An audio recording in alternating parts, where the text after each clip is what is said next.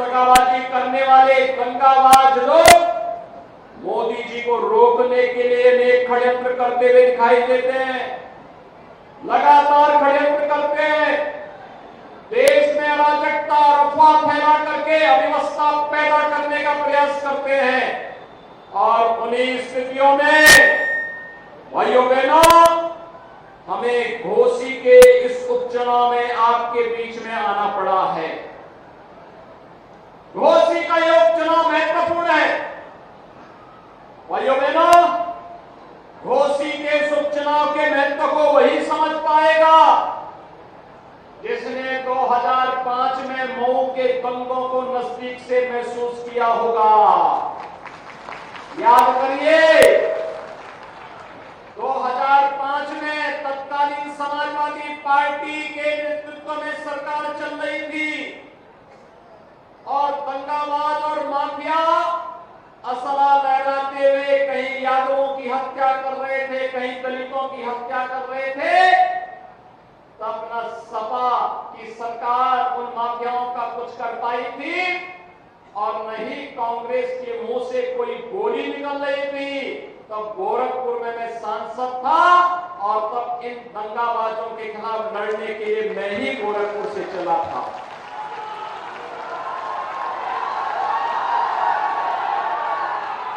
भाइयों बहनों, याद करिए, ये दंगा करवाते थे और तब हम चाटी नहीं देखते थे।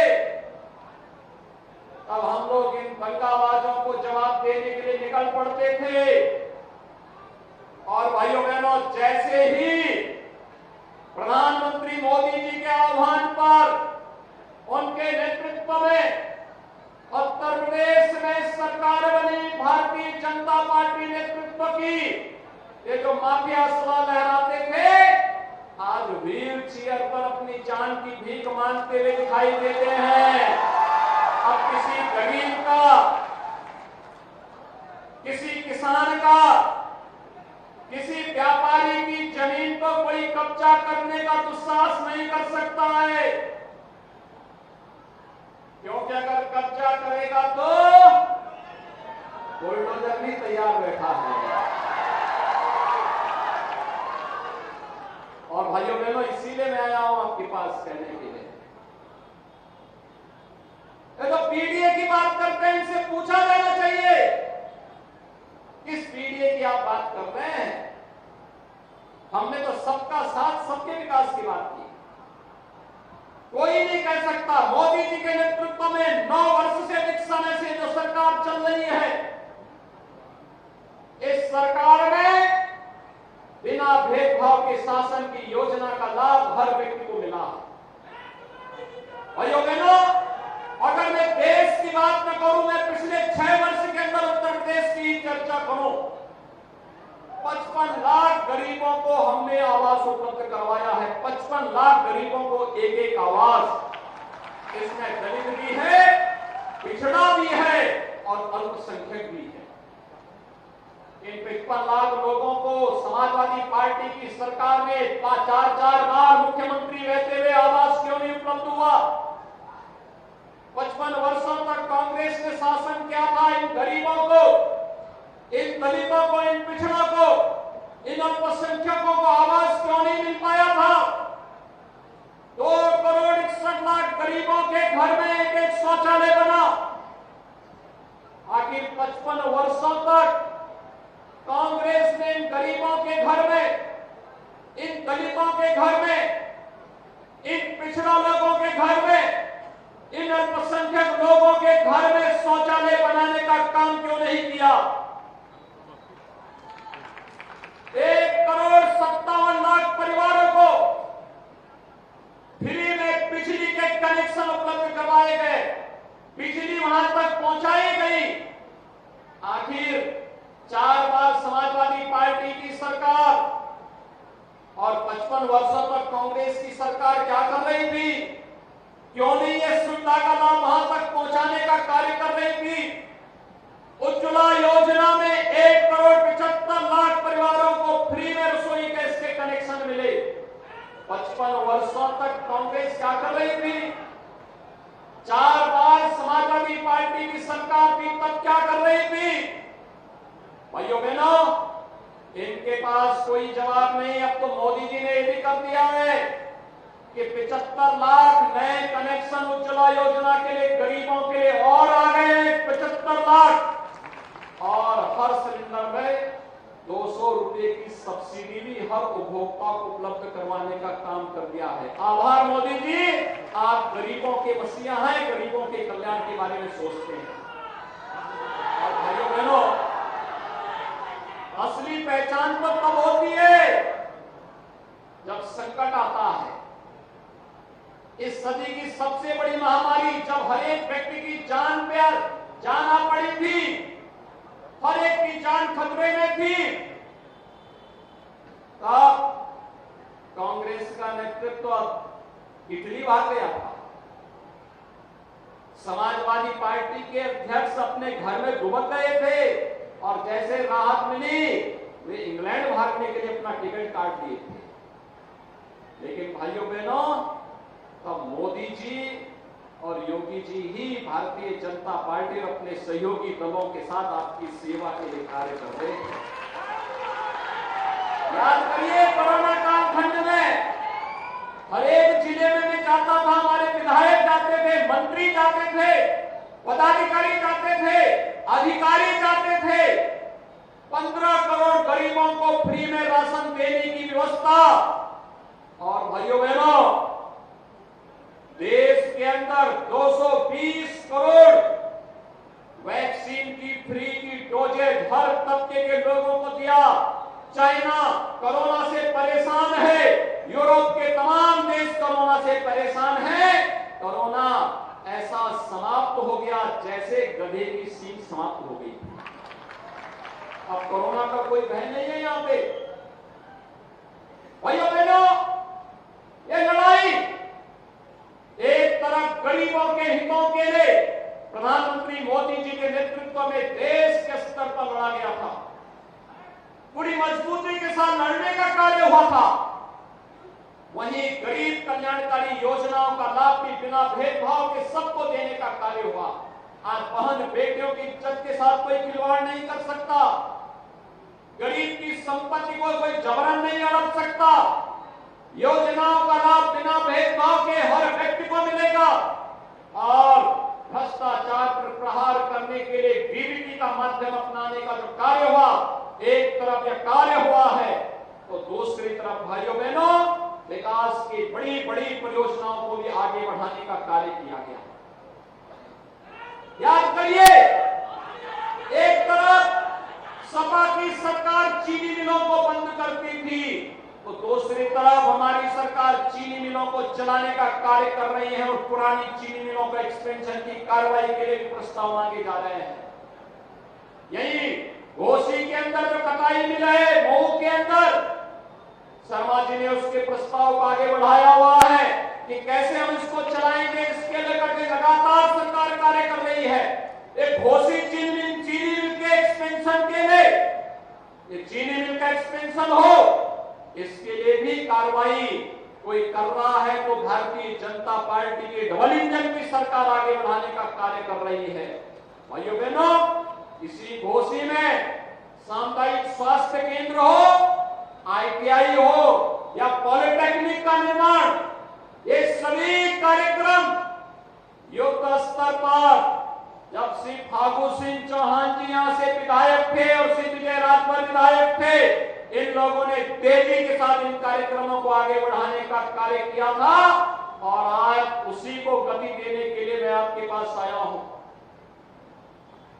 विधायक आवश्यक है, और सत्ताधारी दल का विधायक होगा तो विकास बुलेट ट्रेन की स्पीड से चलती हुई दिखाई देती है।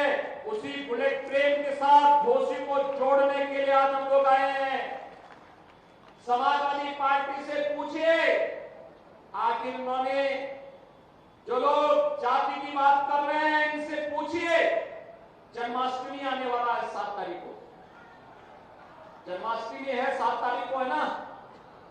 जन्माष्टमी के अवसर पर पहले हर थाने में और हर जेल में आयोजन होते थे। समाजवादी पार्टी ने थानों में जन्माष्टमी के आयोजन को रोक लगा दी थी। हमारी सरकार आई, हमने कहा हर थाने में, हर जेल में भगवान कृष्ण के जन्मोत्सव के कार्यक्रम पूरी भव्यता के साथ मनाए जाने चाहिए। हमने फिर से उनको अनुमति दी और पूरी भव्यता के साथ आयोजित होते हैं, पूरी भव्यता के साथ आयोजित होते हैं। भाइयों बहनों, ये राम भक्तों पर गोली चलाने वाले लोग हैं, लेकिन जब डबल इंजन की सरकार आई, अयोध्या में भगवान राम के भव्य मंदिर के निर्माण का मार्ग खोल दिया गया।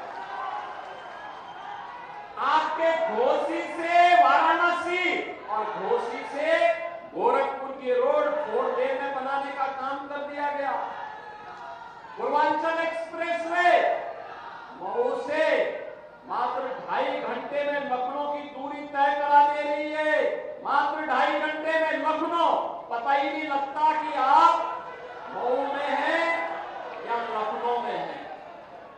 और भाइयों बहनों, जब विकास की बात आती है, याद करना, महाराज सुहेलदेव के नाम पर विश्वविद्यालय का निर्माण भी इस कमिश्नरी के अंदर डबल इंजन की भारतीय जनता पार्टी की सरकार ही कर रही है।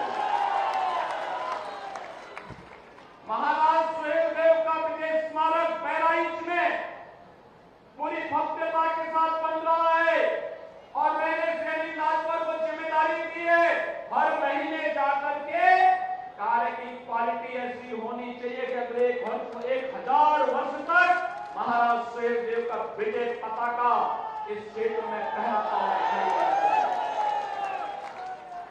दुनिया की सबसे बड़ी प्रतिमा, राष्ट्रीय अखंडता के प्रतीक लौह पुरुष सरदार वल्लभ भाई पटेल जी की कहीं पर लग रही है, लगाई है तो प्रधानमंत्री मोदी जी ने केवड़िया में, गुजरात में साबरमती के तट पर लगाई है। भाइयों बहनों, हम सब जानते हैं प्रतापगढ़ मेडिकल कॉलेज का नामकरण आदरणीय सोनेलाल पटेल जी के नाम पर भी डबल इंजन सरकार ने किया।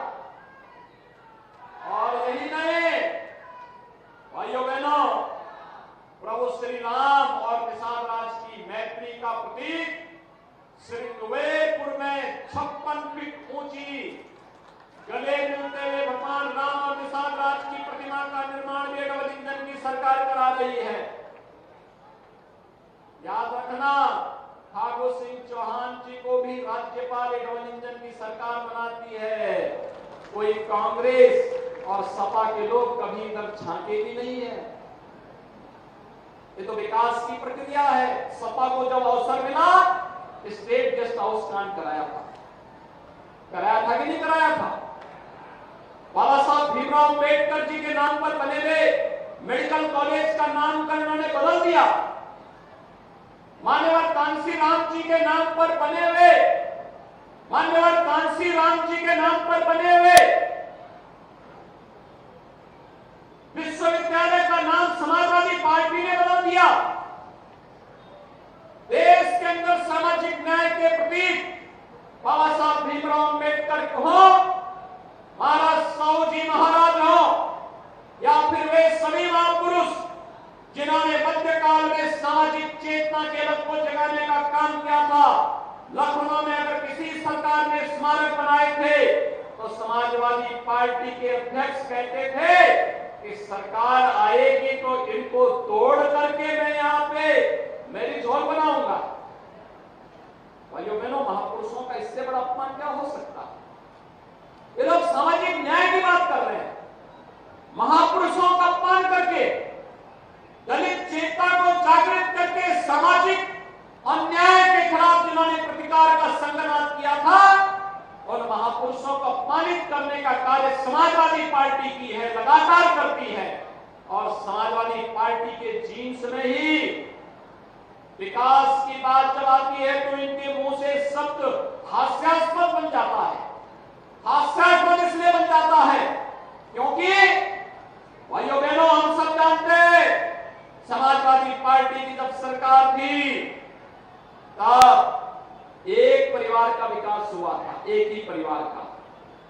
चाचा, भतीजा, भतीजों के भतीजे, भतीजों के रिश्तेदार, भतीजों के नातेदार परिवार के बाहर वे पद जाते ही नहीं थे। इतनी लंबी श्रृंखला निकलती थी कि अगर महाभारत के रिश्ते भी उसमें फीके पड़ जाते। लंबी श्रृंखला, लंबी श्रृंखला, और कहीं विकास नहीं हो पाता था।